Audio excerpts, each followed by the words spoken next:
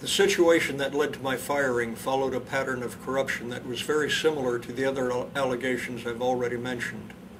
My supervisor stated that a woman had complained that she was very offended by a compliment I had extended to her, and that I had violated my restrictions because I had complimented someone.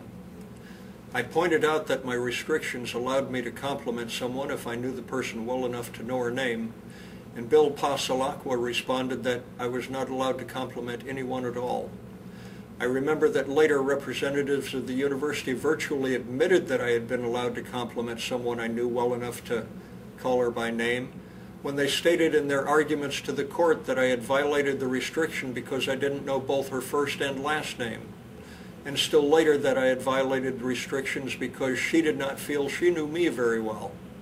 There was only one measurable criterion.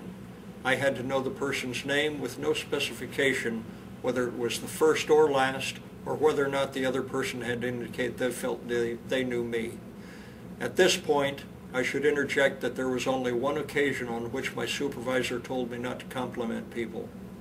About 2 weeks later, when I was being told about the alleged complaint from the patient, is the timing here mere coincidence? I don't think so.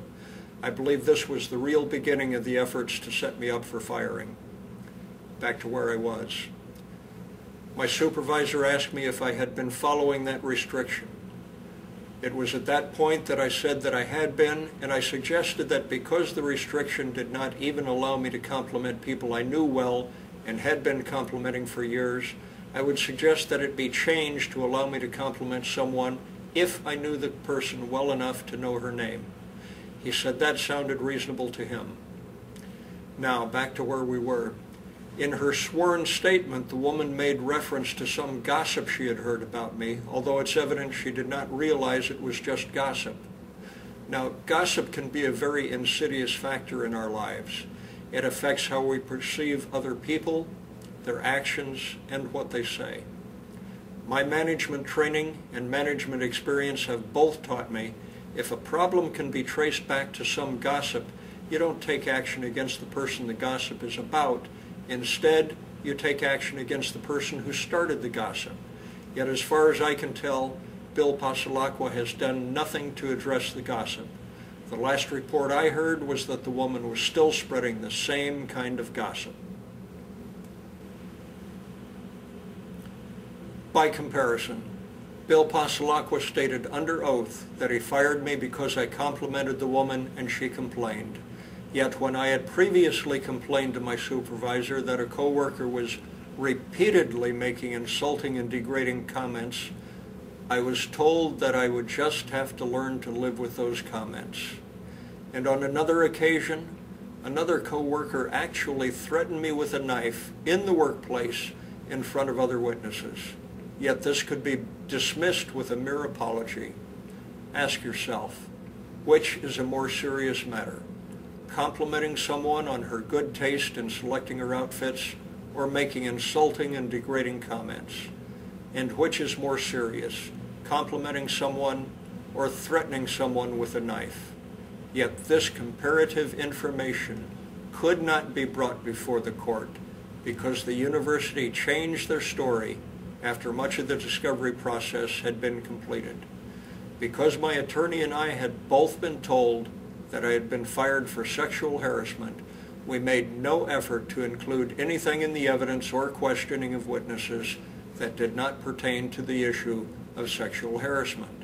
Yet when the court asked the university's representatives why they had fired me, they said it was just because I had complimented the woman and that was supposedly a violation of my restrictions. By the way, I was following my restrictions to the letter, yet they said I had violated them.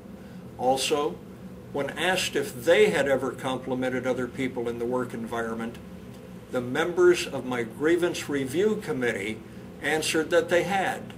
They also stated that others had complimented them, yet they upheld my firing, supposedly based only on the fact that I had complimented someone.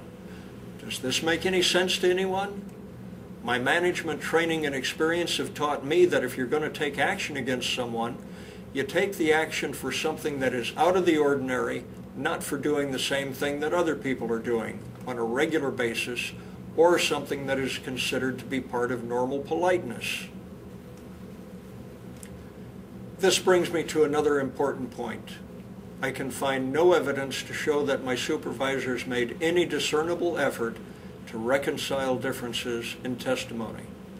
To illustrate what I mean, at one point, my supervisor said I had violated policy and procedure because I did not transfer a patient's phone call to another staff member.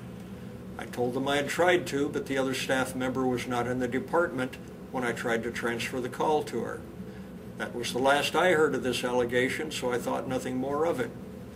A year later, after I had been fired, while going through the documents provided during the discovery process, I found that the allegation had been perpetuated through the entire firing and grievance process without my knowing it, and without anyone asking me any questions about why there was a difference in the testimony offered by me and by my supervisors. If anyone had asked, I would have added more detail. When I tried to transfer the call, I found that the other staff member had signed out to the ladies' room.